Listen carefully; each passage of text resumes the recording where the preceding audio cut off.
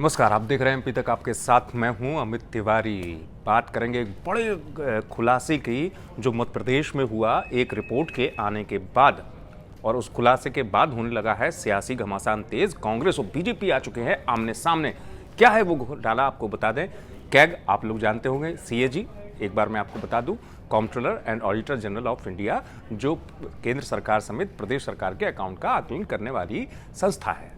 अब हुआ ये कि विधानसभा का एक दिन का छोटा सत्र था, लेकिन इस छोटे सत्र के बाद बड़ा घमासान हुआ। कैग की रिपोर्ट ये कहती है कि मई 2014 से दिसंबर 2016 के बीच शिवराज सरकार जब थी, उस दौरान भोपाल और रायसेन के जो परियोजना अधिकारी थे, इन्होंने आंगनबाड़ी कार्यकर्ताओं और सहायिकाओं का जो मानदेय की राशि थी, जो कितनी थी मैं आपको बता दूं, 3 करोड़ 19 लाख की ये राशि ये दूसरे अकाउंट में ट्रांसफर कर दी गई। यानी कि इस मामले में गड़बड़ हुआ है इस इतने करोड़ की राशि के अकाउंट में ट्रांसफर करने के बाद।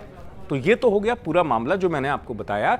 अब इसके बाद कांग्रेस जो है वो इस मुद्दे पर बीजेपी को घेर रही है। कांग्रेस की तरफ से ये कहा गया है कि बीजेपी के शासनकाल में बड़े घोटाले हुए हैं।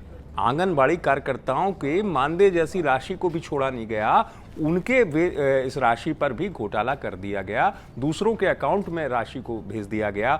उस तरीके से ये पूरी गड़बड़ी कर दी गई, और जो उस समय मंत्री थे या जिम्मेदार जो अधिकारी थे, उनके खिलाफ कार्रवाई की जाए।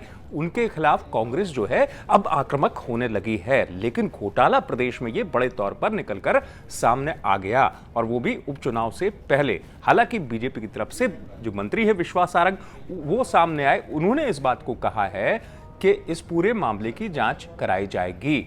लेकिन इतना जरूर हुआ है कि इस पूरे मामले के सामने आने के बाद जिस तरीके की गड़बड़ सामने आई, ये अकेले भोपाल और रायसेन तक नहीं रह गए। मैं आपको जल्दी से नाम और बता दूं, विदिशा, अलीराजपुर, झाबुआ, मुरैना, यहां पर भी इस तरीके की बात निकलकर सामने आई कि आंगनवाड़ी कार्यकर्ताओं, सहायिकाओं की जो मानदेय राशि थी वो गड़बड़ हुई है, दूसरे अकाउंट में ट्रांसफर कर दी गई है। तो अकाउंट में ट्रांसफर होने के बाद सियासत भी अब शुरू हो चुकी है। उपचुनाव नजदीक है, और उपचुनाव से पहले एक मुद्दा और कांग्रेस को मिल गया, बीजेपी को घेरने का।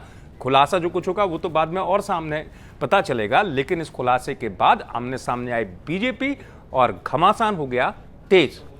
अब देखते हैं किस तरीके से ये स्थिति आगे बनकर आती है सियासी तौर पर, क्योंकि कांग्रेस बीजेपी को जमकर घेर रही है इस मुद्दे पर। तो देखते रहिए आप एमपी तक।